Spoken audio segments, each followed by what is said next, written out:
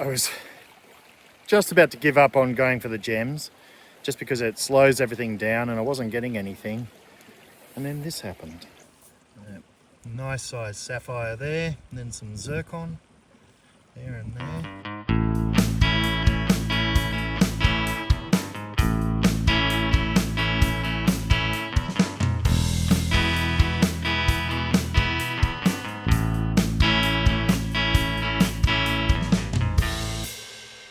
G'day, it's Jason here from In Search of Australia. In this episode, I'm at Native Dog Creek, looking for the gold and maybe even some gemstones. Let's see how we go. It's important to note that Native Dog Creek goes through the Essington State Forest.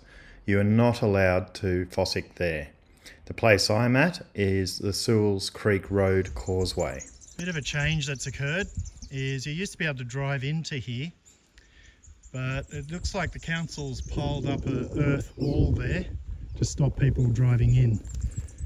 There's nothing on their site saying you can't fossick here, but you used to be able to come right down into here and park near the creek.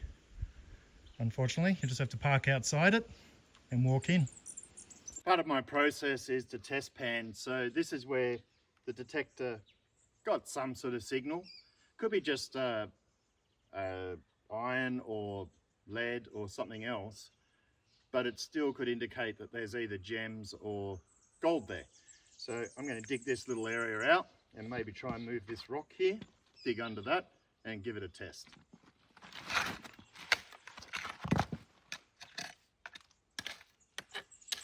What I'm looking for is either bedrock or a clay. So I'll just sort of move things aside a little bit. Probably about 1/3 of a pan. There's that one speck of gold, but then we're getting some zircon as well.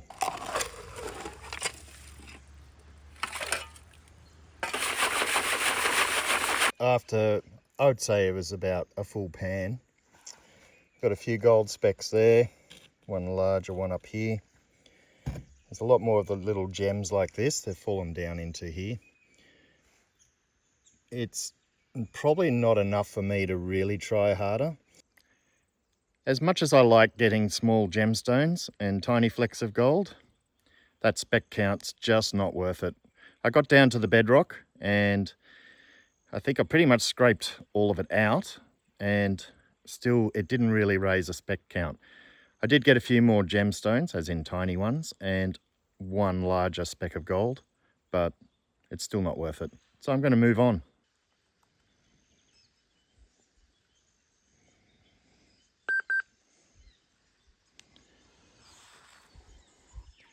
So I'm going to test out the advice I've been given. You can see that I'm on the manual settings. Now when I was here with my kids, they were playing with a metal detector and they got this.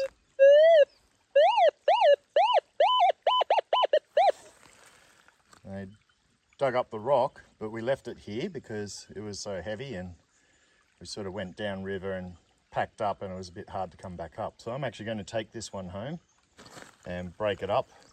But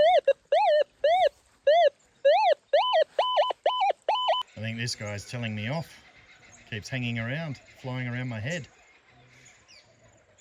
I've been testing all up and down the creek. The main bend where you normally walk in doesn't really have a lot. Came further down the creek and met Marco, and Kurt is also here. And it appears that the best place to at least get the gold is to find this red clay, and you might need to move quite a few boulders to get to it.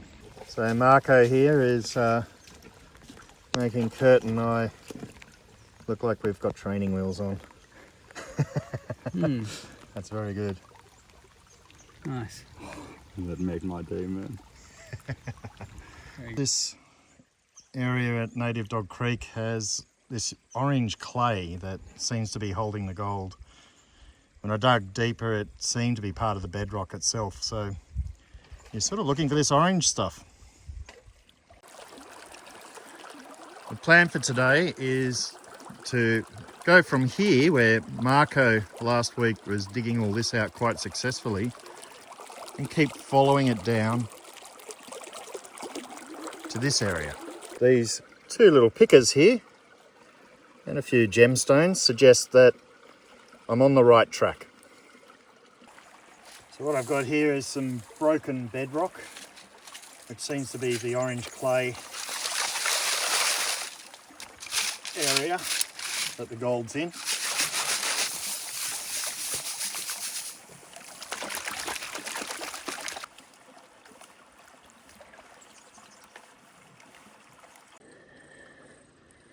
The old sapphires stand out regardless. As I dig down, I test, and it's not quite down to the bedrock yet, but I'm starting to get some chunky-ish gold. What I'm hoping is if I can get down to the bedrock, the speck count and the gold size will increase.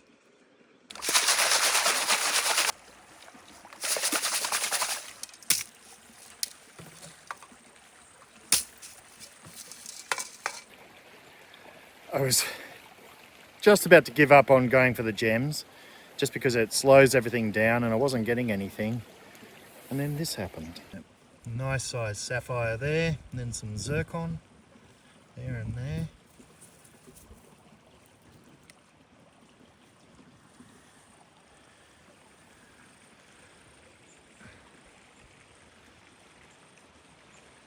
Sort of greeny blue.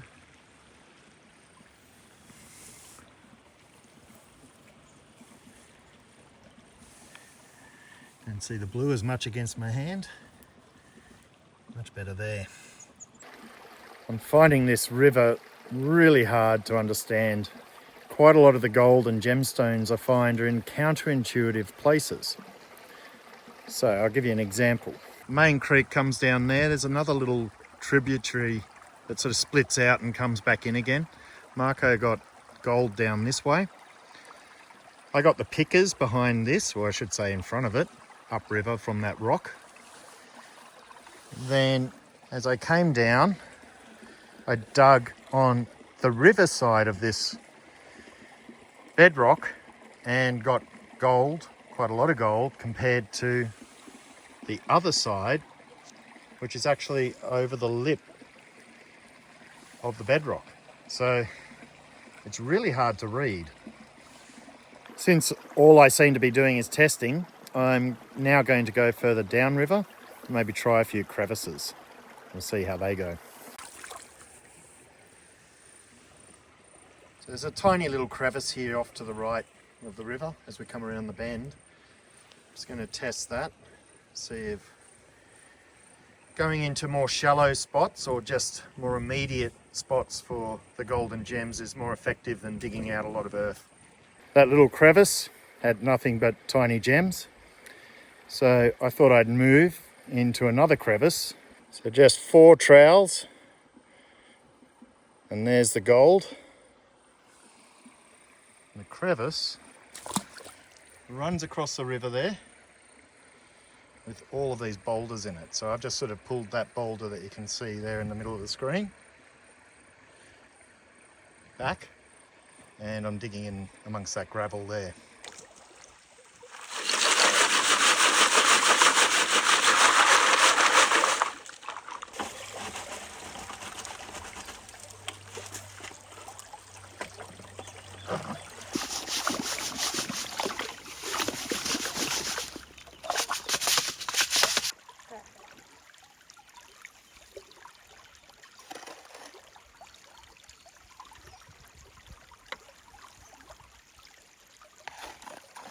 The sun's about to go behind the trees, and I've been mixing digging the crevice and sniping. So I've put everything together for what I've got from today, and it's not bad.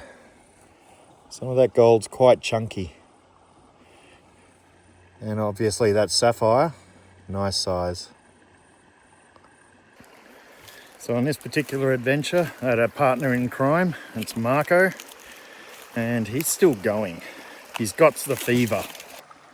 And very nice flakes there as well. And a bullet. And a bullet. I can't complain over this. No.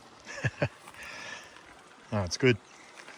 There's a grove of plum trees here. Unfortunately for me, they're all ripe. So not only do I walk away with gold and sapphire, I walk away with plums. I have to say, it's been a fruitful day. Sorry. So this is the rock that set off the metal detector. I'm going to take it home and see if I can break it open. The bucket, it's having a strained relationship with me at the moment. Okay, I'm sorry again. I just can't help it. So breaking the rock open, it's filled completely with pyrite. There does seem to be this rusting of iron or something like that inside it. And some quartz. I panned a lot of the dust, but all I got was pyrite. I can imagine if someone else opened this without realizing that that's what this was, they'd think they'd just struck it rich with gold. I'm going to have to spend a little more time looking into this one because it was setting the detector off, but I've got a feeling it's something to do with this iron. Out of interest, that's the pickers alone, 0.1. So the final weigh-in for the gold, 0.344 grams. The testing added up, but I'd say it was that end crevice that really pushed it over the edge. As for the sapphire, 1.92 carats. So it appears Native Dog Creek is a bit counterintuitive in one way, but then another way, it's exactly what you'd expect. So when you do come here, look for that sort of orangey clay and with gravel mixed with it, or go find a crevice and maybe snipe or get a yabby pump because there's gold in the crevices and there is some gold with that red clay as well. Hope you enjoyed.